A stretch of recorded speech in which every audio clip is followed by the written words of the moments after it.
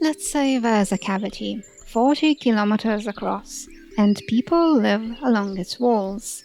When they look up, they see a galaxy in the sky, and once every 24 hours the light of the galaxy condenses into a droplet and then falls into the cavity, all the way down into the pond of light at the bottom.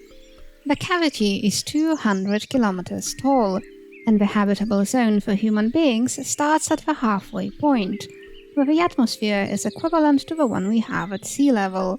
And as people don't do too well living above around 5,000 meters, the surface area inhabited by the humans of this world is a bit over 600 square kilometers.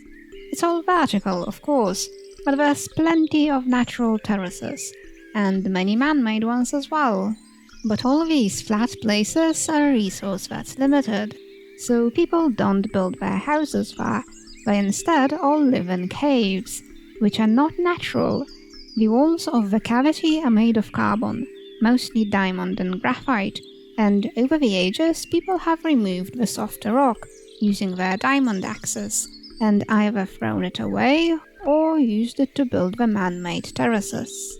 And there is a water cycle in the cavity.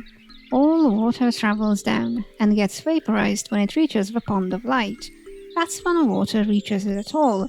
Most of it boils away while still on the way, and the vapor condenses and rains back down every day. The more exposed terraces get drenched in water, and the more sheltered ones are as dry as a desert.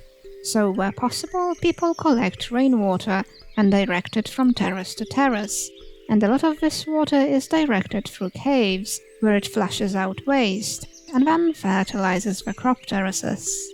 And there's always a warm wind traveling up, which creates the perfect conditions for gliding.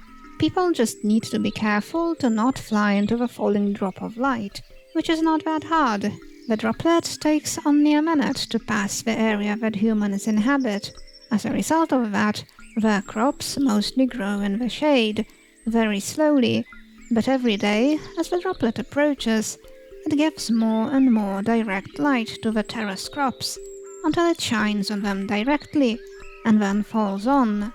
And as it keeps falling, its light is absorbed by plants that jut out of the walls, and by vines clinging to the bottoms of shelves of rock. But the falling droplet is not the only source of light, of course. The great pond always shines from below, and sometimes groups of pilgrims travel downwards, down ladders and stairs, as far down as a human being could bear, and then they lean over the edge of an outcrop and stare, and ask the pond to answer their questions.